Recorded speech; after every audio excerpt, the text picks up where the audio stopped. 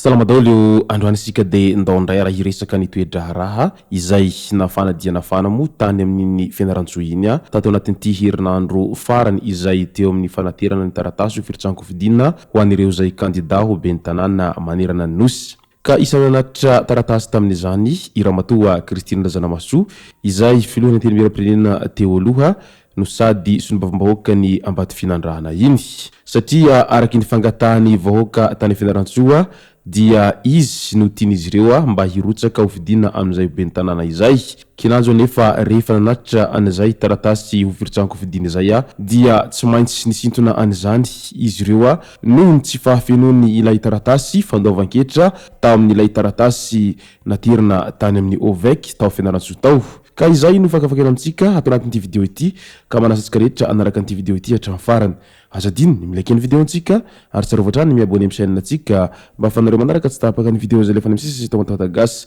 toy izao ny fanaovana azy tsy ampedrela mo isika fa avy hatrany tonga de vavany ndao ary fa miloha ny idirantsika amin'izay pitsopitso ny mahakasika ny firitsanko fidiny ramatoa Christine Razanamasoa izay dia ndao aloha fantaritsika ireto tsara ho fantatra manaraka ireto resaka castration nolaniny filankevitry ny ministra tamin'ny alarobia 12 septambra lasa teo didim-panjakana mamaritra ireo fetra hampiharana ny famosirana amin'ny alalan'ny fandidina voalaza fa efa maro ny firenena izay mialoha lalana amin'ny fampiharana ny famosirana amin'ny alalan'ny fandidina entina hanasaziana ireo izay voaheloka nanolana zatsy amin'ny taona marina fa isan'ny tsy nanaiky ity fampiharana ity sazy ity ny masovohy ny vodrana Europeanina teo aloha Isabelle Delattre izay noroahiny ireo mpitondra fanjakana amin'izao fotoana izao volana vitsy lasa izay ny lalàna laharana faha 424/001 tamin'ny 4 febroary 424 izay manova sy mameno ny fehezan-dalàna fanasaziana malagasy izay mamaritra ny famosirana amin'ny alalan'ny fandidina ireo voaheloka noho ny fanolanana ny zazatsy amin'ny taona ka lany araky izany izay volavolan-dalàna izay araky ny filankevitry ny ministra izay notanterahana tamin'izay fa 15 ny volana septambra izay resaka tehatra lavanila indray eo amin'ny fivarotana sy fanandrana an'izany lavanila izany amin'ny ray oktobra 14 izao ny taom-pamarotana sy fanandranana lavanila izay voahomana no hisokatra manana sy volana hatramin'ny 3 jona 2024 ireo mpandraharaha nahazo fankatoavana na agrément hanondrana lavanila voahomana makany ivelany ho amin'ny taom-panandranana 14 tsara ihany koa no mampafantatra ny tahiran-davanila izay sy tavela tsy voahondrana ao anatiny izay fepotona izay mba hafahana mitady ny hevitra rehetra mba hafahana manondrana anireo zay tahiran-davanila sy tavela ireo mpandraharaha misehatra amin'izay lavanila izay resaka valam-panadinana baccalauréat 2024 tao Toamasina indray ny alatsiny nanoloana ny olana teo amin'ny fivoahany voka-panadinana baccalauréat 2024 tao Toamasina ny eo anivony sampandraharaha misahana ny fanadinana baccalauréat ao amin'ny université any an-toeranany nisy ny ankizy izay afaka fanadinana baccalauréat noho ny délibération tany an-toerana nefa tsy tafiditra tao anatin'ny peta-drindrina noho ny olana teo amin'ny fikarakarana tao amin'ny sampandraharahany informatique no voalaza fa antony tsy nahatafiditra azy ireo tao anatin'io peta-drindrina io manoloana an'izay tranga tany Toamasina izay moa dia maro ny maneho hevitra ary maro ihany koa ny manasokajy izany ao anatin'ny incompétence tanteraka satria efa tokony asa mandeha ho azy izany resaka fikirakirana lafina informatika izany ho an'ireo zay tokony andraikitra amin'izany fa lasaky toatoa ilay izy matoa nisy tafiditra tao anatin'ny lisitra nefa afaka baka izay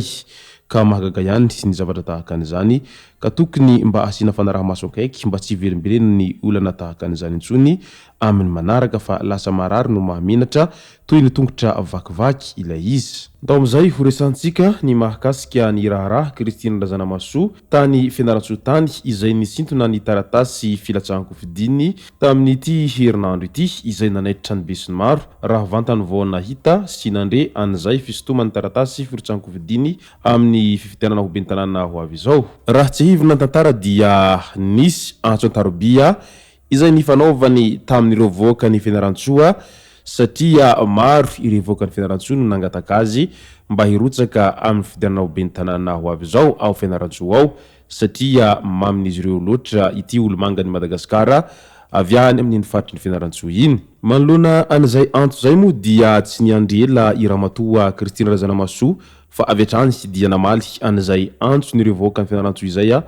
amin'izay ho firitsahan-kofidina ho ben'ny tanàna ao Fianarantsoa izay. Niezaka nanatitra ny taratasy ho firitsahan-kofidiny tany amin'ny OVEC tao Fianarantsoa ny tenany ny farany herinandro lasa teo iny. Vantany vao nahenao an'izany nefa dia falifaly sy mirimirandava avokoa ireo voaka ny Fianarantsoa iray manontolo satria tanteraka ihany nofinofin'izy ireo amin'ny ho firitsahan-kofidiny Ramatoa Kristina Razanamasoa